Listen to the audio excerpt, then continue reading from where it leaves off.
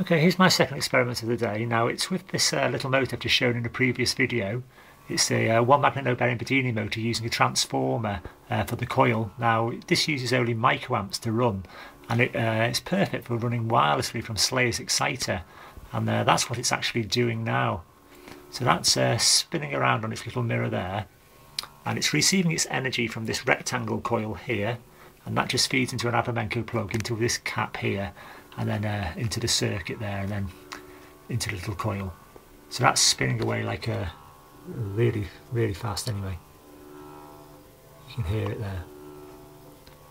Anyway, this is Slayer's exciter over here, and I'm doing something different today, and basically it acts like a top load, and I don't think it would work, but it does.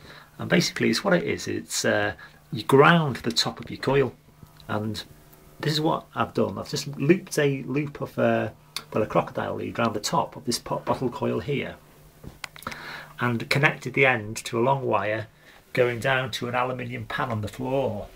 Now I've got a meter connected to the capacitor for this little Bedini motor, and these readings aren't true while the exciter is running because it just goes berserk. But what I'll do is I'll switch the exciter off for a minute and we'll get a true reading, and then we'll watch it go down as I disconnect the earth ground from the top of the coil. Then I'll reconnect it and it should go up. So I'll just disconnect the exciter now.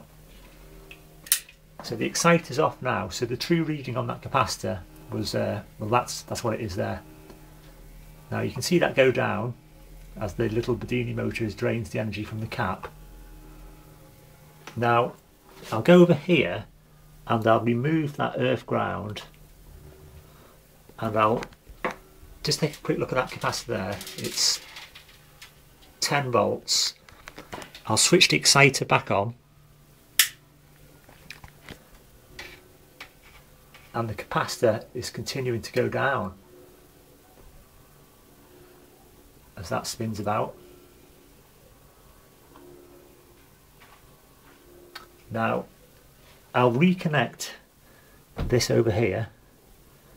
Just put the camera down for a second while I do it.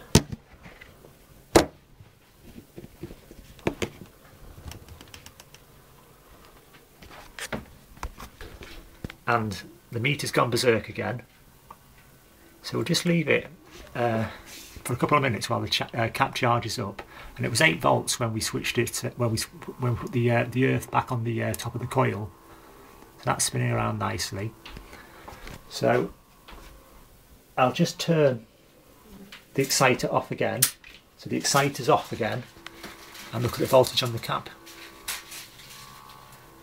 So by adding this wire to the top of the coil, leading down to an earth ground, it's acting very much like a top load. But if somebody else would try this at the Energetic Forum, who has a similar setup, it would be really helpful. Anyway, that's the experiment for today. Thanks very much.